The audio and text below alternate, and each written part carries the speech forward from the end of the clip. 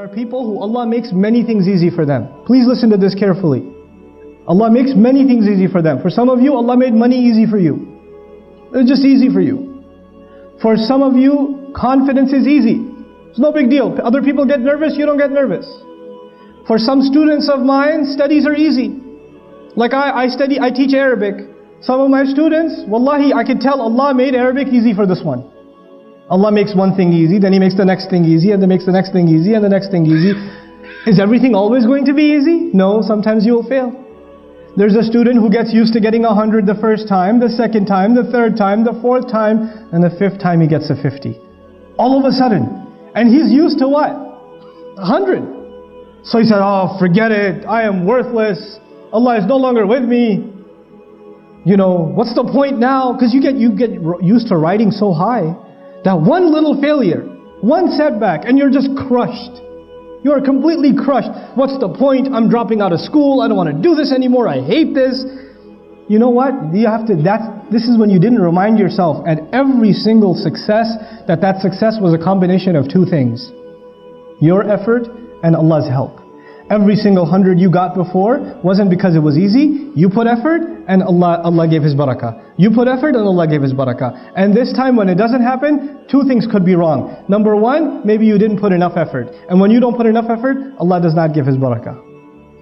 And maybe even if you put effort, Allah decided that He will not give you barakah, maybe that's better for you. One of my best friends in life used to be a Hindu. And he wanted to go to med school. And he was a straight A student. Straight A's his entire life. Perfect scores. Highest scores in the SATs. Applied to med school, he was expecting a full scholarship. He got rejected. He was completely shattered. He ended up in a different university. He decided to do computer science instead. And he's still a Hindu. He's completely depressed. Except he met people in his new college, Muslims, who he started hanging out with, and within 2 years he took Shahada.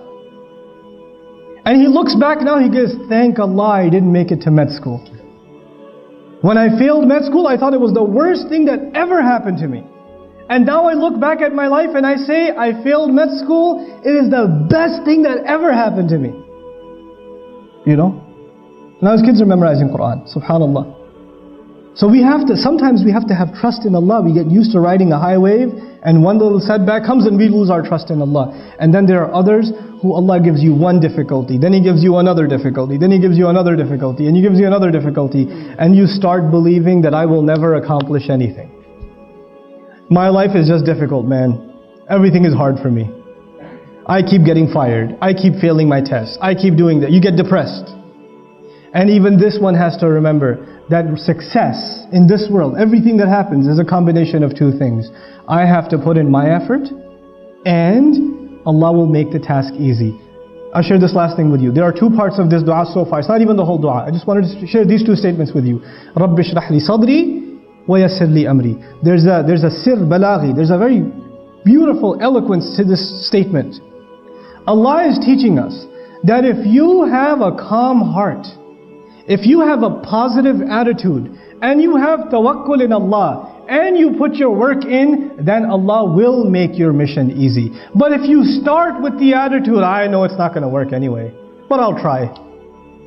You already began with a defeated attitude, Allah will not make your task easy for you.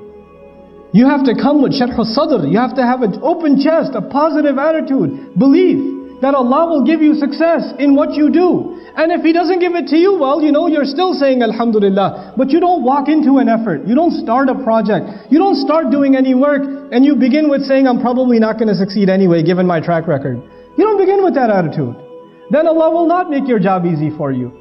So if we have that good heart before Allah Azza wa Jal, Allah will make our task easy for us, subhanahu wa ta'ala. With that, I pray that Allah Azza wa Jal gives us all the ability to take advantage of the wisdom of the great prophets of Allah alayhimu salatu wasalam that is captured in their du'as. They said such few words, but they taught us so much of how to better our lives as believers and how to live our life successfully for Allah's deen and also make the best of this dunya. May Allah Azza wa Jal make us find the balance between this deen and this dunya as He intends it. And may Allah put all of us to the service of His beautiful deen and this ummah. Barakallahu li wa lakum fil Qur'an al-Hakim wa nafa'ani wa iyyakum bil ayati wa dhikri al-Hakim.